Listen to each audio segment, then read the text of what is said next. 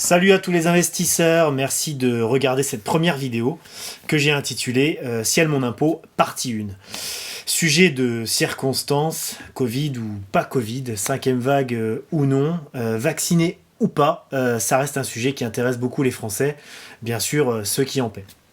Alors on va tout de suite poser le décor, en payer moins, c'est facile. Comme je dis souvent, l'impôt ce n'est pas une maladie, ça soigne très très bien. Votre fidèle serviteur, ici même, est là pour ça. Je le dis au cas où, www.ingesens.fr, Facebook ou autre. Abonnez-vous s'il vous plaît. Malgré tout, quelques précisions avant tout. Je ne fais en aucune manière appel public à l'épargne. J'essaie juste de vous exposer les champs des possibles. Je précise aussi qu'il faut veiller à ne pas investir que pour la carotte fiscale. La fiscalité, c'est certes très important, hein, c'est bien l'objectif, enfin un des objectifs, mais c'est juste un critère de sélection dans votre stratégie patrimoniale. Alors voir dans une vidéo tout ce qui est possible de faire, ça aurait peu d'intérêt et du coup je vous propose plutôt de vous exposer quelques dispositifs sans rentrer dans le détail, faciles à mettre en œuvre et pour autant diablement efficaces. Maintenant qu'on a bien cadré tout ça et pris quelques précautions oratoires, il est temps de commencer en rentrant dans le vif du sujet. Alors il y a plusieurs manières de baisser la douloureuse, comme j'aime bien le dire. La première, c'est d'agir directement en fait sur le montant de votre impôt. Ce sont les mécanismes dits de réduction d'impôt. Exemple, vous payez 6 000 € d'impôt. Vous investissez dans un support offrant une réduction d'impôt de 2 000 €, vous ne payez plus que 4 000 €. Simple. Vous avez aussi la possibilité d'agir sur ce qui est générateur de l'impôt, à savoir les revenus que vous percevez, de tous les types, que ce soit les revenus fonciers, les revenus du travail ou autres.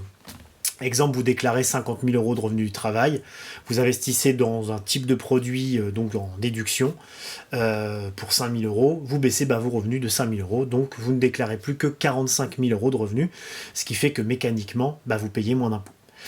Alors les lois de finances de ces dernières années ont quand même une tendance générale à préférer les systèmes de réduction d'impôts, plus facile sûrement à réguler et à contrôler pour notre cher trésor public.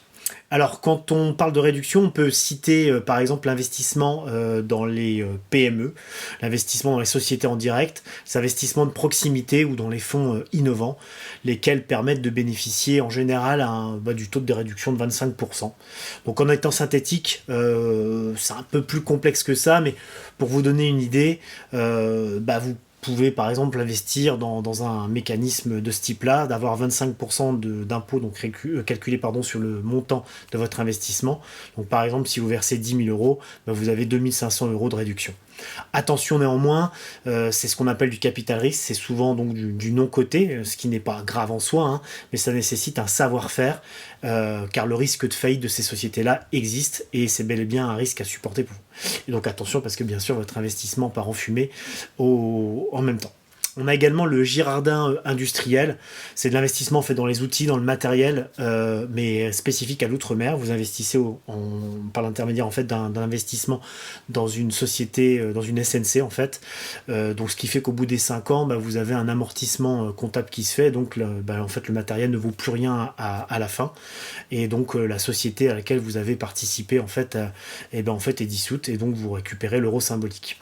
Donc pour faire simple, vous versez 100 et vous pouvez avoir en fait une réduction de 110% de votre investissement. Donc ce qui veut dire qu'on peut considérer que finalement avec le prélèvement à la source et l'impôt que vous soldez l'année suivante, vous faites un gain annuel de 10% par an. C'est pas mal, vous allez me dire, oui mais le risque ne porte pas cette fois-ci sur le capital, mais sur le fiscal, sur le juridique, en l'occurrence donc sur le montage de l'opération. C'est donc cet aspect juridique qui est primordial, car sans cela, en fait, votre avantage fiscal et votre capital peuvent eux aussi s'envoler. Et donc si vous tombez sur des gens qui sont pas assez rigoureux, qui sont pas assez structurés, peu scrupuleux, vous pouvez effectivement tout perdre. Donc là je vous invite encore une fois à me consulter. On peut trouver aussi des solutions avec des mécanismes de garantie, d'assurance qui vous permettent de sécuriser mieux votre investissement. On pourra en reparler. Donc on arrive au bout de cette première vidéo, cette première partie également. J'espère que ça vous a plu. Je suis à votre disposition bien sûr pour toutes vos questions.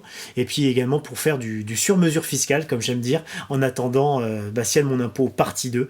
Likez SVP, abonnez-vous sur LinkedIn, Facebook et tout ce qui peut exister. Merci encore de m'avoir regardé. Bye bye, à la prochaine.